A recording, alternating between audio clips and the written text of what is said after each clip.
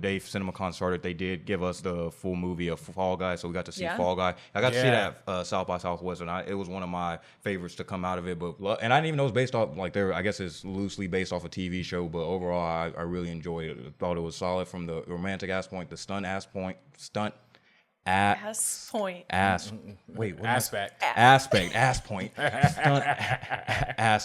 But you know, it's like they really show like they're giving love to the stunt team, and I hope the awards teams will eventually bring stunts as a awards category one day. I feel like that's a movie that was just made by people that love movies and work behind the scenes of movies. We have a character who's a camera operator, like then director, stunt work, stunt coordinator. Like all of our main characters in Fall Guy are all people that are working really behind the scenes, and that's really, really cool to see, honestly. And I think that's probably like the standout. Ryan Gosling, his line deliveries are ridiculous. I know we saw that in Barbie, but he has these like the scream ones, kind of like the sublime and like whatever. He does that a lot in Fall Guy, and it really worked for me. And I think the romantic elements of it, and the actual story itself, I didn't know anything about the story. It was I think like you said, it hit all the beats right. Comedic, from romantic, a story action, standpoint, storytelling standpoint, I really enjoyed it. Cannot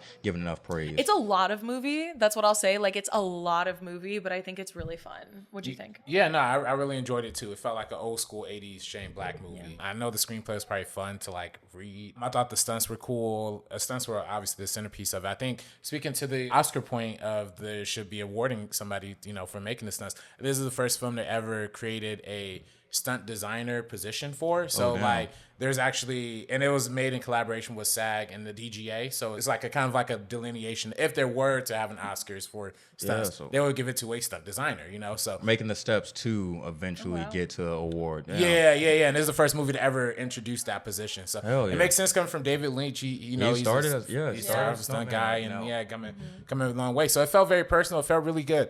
It definitely there are definitely some flaws. It's like some one-dimensional aspects of it too.